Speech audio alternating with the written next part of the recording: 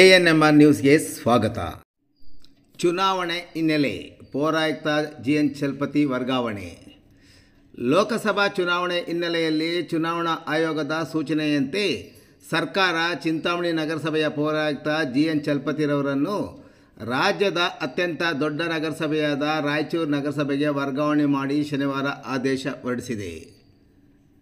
ಲೋಕಸಭಾ ಸಾರ್ವತ್ರಿಕ ಚುನಾವಣೆ 2024ರ ಹಿನ್ನೆಲೆಯಲ್ಲಿ ಭಾರತ ಚುನಾವಣಾ ಆಯೋಗದ ಪತ್ರದಂತೆ ಪೌರಾಡಳಿತ ಇಲಾಖೆಯಲ್ಲಿ ಸ್ವಂತ ಜಿಲ್ಲೆಯಲ್ಲಿ ಕರ್ತವ್ಯ ನಿರ್ವಹಿಸುತ್ತಿರುವ 3 ವರ್ಷಕ್ಕೂ ಮೇಲ್ಪಟ್ಟು ಒಂದೇ ಜಿಲ್ಲೆಯಲ್ಲಿ ಕರ್ತವ್ಯ ನಿರ್ವಹಿಸುತ್ತಿರುವ ಅಧಿಕಾರಿಗಳನ್ನು ತಕ್ಷಣದಿಂದ ಜಾರಿಗೆ ಬರುವಂತೆ ವರ್ಗಾಯಿಸಿದ್ದು, ಈ ಸೂಚನೆಯಲ್ಲಿ ವರ್ಗಾವಣೆಗೊಂಡಿರುವ ಅಧಿಕಾರಿ ವರ್ಗಾಯಿಸಿರುವ ಹುದ್ದೆಯ ಕರ್ತವ್ಯಕ್ಕೆ ವರದಿ ಮಾಡಿಕೊಂಡು CTC ಪ್ರತಿಯನ್ನು ಸರ್ಕಾರಕ್ಕೆ ಕಳಿಸಲು ಸೂಚಿಸಿದೆ.